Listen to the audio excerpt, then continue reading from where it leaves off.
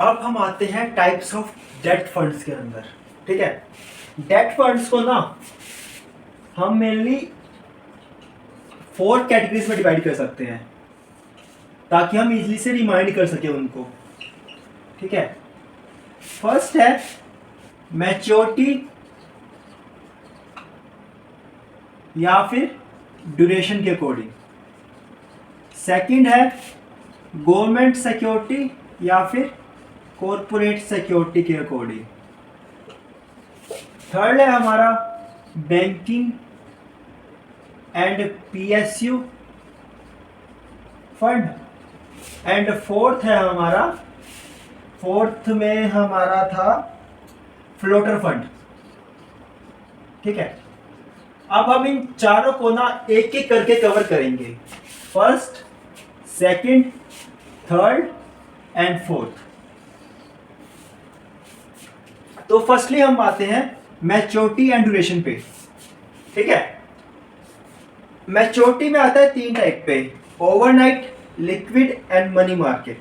Maturity में आता है ओवरनाइट। ओवरनाइट के अंदर हम उन सिक्योरिटीज को होल्ड करते हैं जिनकी मैच्योरिटी 1 डे की है। ठीक है, लिक्विड में हम उन सिक्योरिटीज को होल्ड करते हैं जिनकी मैच्योरिटी अप टू 91 डेज तक की है।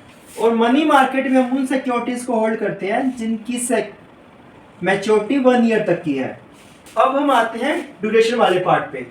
इसके अंदर हम यूज करते हैं मैकॉली ड्यूरेशन को। ठीक है, अल्ट्रा शॉर्ट में हम उन मनी मार्केट सिक्योरिटीज में इन्वेस्ट करते हैं जिनकी मैकॉली ड्यूरेशन 3 to 6 मंथ्स की है। लो ड्यूरेशन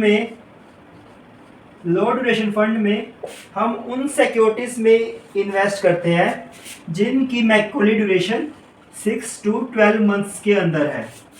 शॉर्ट ड्यूरेशन वाले फंड के अंदर उन सिक्योरिटीज में इन्वेस्ट होता है जिनकी Macaulay duration 1 year to 3 year है। मीडियम ड्यूरेशन वाले में हम उन सिक्योरिटीज में इन्वेस्ट करते हैं जिनकी मैकॉली ड्यूरेशन 3 to 4 ईयर्स है। Medium to long duration fund के अंदर हम उन सिक्योरिटीज में इन्वेस्ट करते हैं जिनकी मैकॉली ड्यूरेशन 4 to 7 ईयर है। लॉन्ग ड्यूरेशन फंड में हम उन सिक्योरिटीज में इन्वेस्ट करते हैं, मतलब उन बॉन्ड सिक्योरिटीज में इन्वेस्ट करते हैं जिनकी मैकॉली ड्यूरेशन 7 ईयर से ज़्यादा है। एंड डायनेमिक वाले के अंदर क्या होता है, इसके अंदर कोई फिक्स ड्यूरेशन या फिर मैच्योरिटी नहीं है। इसके अंदर फंड मैनेजर किसी भी ड्यूरेशन वाली को सिक्योरिटी को होल्ड कर सकता है। वो चाहे तो वो 6 मंथ वाली तक को भी होल्ड कर सकता है, वो चाहे तो 7 ईयर से ज़्यादा वाली को भी कर सकता है, वो चाहे तो 1 ईयर वाली को भी कर सकता है, एक्सेट्रा। डायनेमिक के अंदर कोई लिमिटेशन नहीं होती कि कितनी ड्यूरेशन वाले को सिक्योरिटी को होल्ड करना है। जो फंड मैनेजर है वो उस फंड के अंदर कितनी भी मैच्योरिटी वाली या फिर ड्यूरेशन वाली सिक्योरिटी को होल्ड कर सकता है। हमने फर्स्ट वाला कवर कर लिया, अब हम आते हैं सेकंड वाले पे, गवर्नमेंट एंड कॉर्पोरेट। ठीक है, इसमें इस कैटेगरी में ना हम कैसे डिवाइड करते हैं। फर्स्ट है हमारा गिल्ट फंड। ठीक है, गिल्ट फंड की कंडीशन क्या होती है कि फंड मैनेजर को एटलीस्ट 80% एटलीस्ट गवर्नमेंट सिक्योरिटी में इन्वेस्ट करना होता है। एटलीस्ट 80% गवर्नमेंट सिक्योरिटीज में इन्वेस्ट करना होता है। और जो गवर्नमेंट सिक्योरिटीज होंगी उनकी ड्यूरेशन कुछ भी हो सकती है, अक्रॉस ड्यूरेशन। कुछ लिमिटेशन नहीं है इसकी कि कितनी ड्यूरेशन के वाले गवर्नमेंट सिक्योरिटी में इन्वेस्ट करना है। ठीक है, लेकिन ये कंडीशन है कि एटलीस्ट 80% गवर्नमेंट सिक्योरिटी में इन्वेस्ट करना है। ठीक है, अब सेकंड इसमें आता है guilt fund with 10 year constant duration. इसमें भी सेम क्या है कि 80% एटलीस्ट होना चाहिए गवर्नमेंट सिक्योरिटीज में। ठीक है, एटलीस्ट 80% गवर्नमेंट सिक्योरिटीज में होना चाहिए। और इसमें एक कंडीशन और है कि जो आपकी पूरी पोर्टफोलियो बनेगी उस पूरे पोर्टफोलियो का एवरेज ड्यूरेशन 10 ईयर होना चाहिए। मतलब कि पोर्टफोलियो का एवरेज ड्यूरेशन होना चाहिए 10 ईयर। फॉर एग्जाम्पल अगर उन्होंने सिक्योरिटीज होल्ड कर रखी है, इसके अंदर जो अलग अलग मैच्योरिटी की है वो टोटल है 20, ठीक है। उन 20 सिक्योरिटीज का ओवरऑल जो हमारा मैकॉली ड्यूरेशन निकलेगा वो 10 ईयर होना चाहिए, ठीक है। तो ये हो गया हमारा गवर्नमेंट वाला। अब आते हैं हम कॉर्पोरेट वाले के अंदर। इसमें फर्स्ट है कॉर्पोरेट बॉन्ड फंड, ठीक है। कॉर्पोरेट बॉन्ड फंड में ना फंड मैनेजर को at least 80% AA+ rated corporate securities में इन्वेस्ट करना होता है, ठीक है। एट लीस्ट 80% उन्हें इन्वेस्ट करना पड़ता है।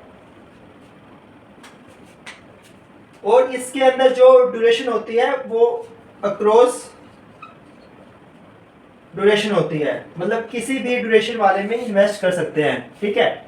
वो जो एक क्रेडिट रिस्क फंड है इसमें फंड मैनेजर को at least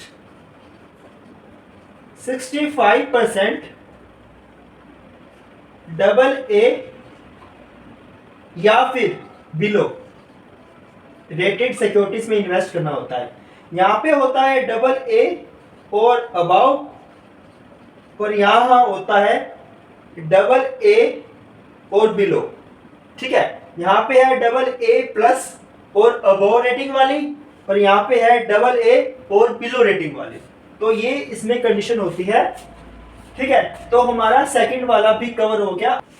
now we move to third part, वो है हमारा बैंकिंग एंड PSU फंड, ठीक है। बैंकिंग एंड PSU फंड, इसमें क्या होता है कि जो फंड मैनेजर होता है उसको एट लीस्ट 80% बैंकिंग कंपनीज के बॉन्ड्स में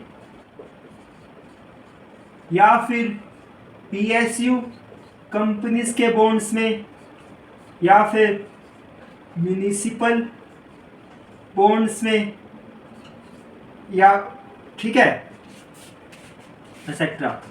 तो जो बैंकिंग एंड PSU फंड होता है उसमें एट लीस्ट फंड मैनेजर को इन बॉन्ड्स में इन्वेस्ट करना पड़ता है, बिकॉज जैसा कि नाम से पता चल रहा है बैंकिंग एंड PSU फंड, तो मोस्टली इसके अंदर जो एट लीस्ट 80% जो फंड मैनेजर है उनको इन्हीं बॉन्ड्स के अंदर अपना एक्सपोजर रखना होता है। एंड फोर्थ है हमारा फ्लोटर फंड।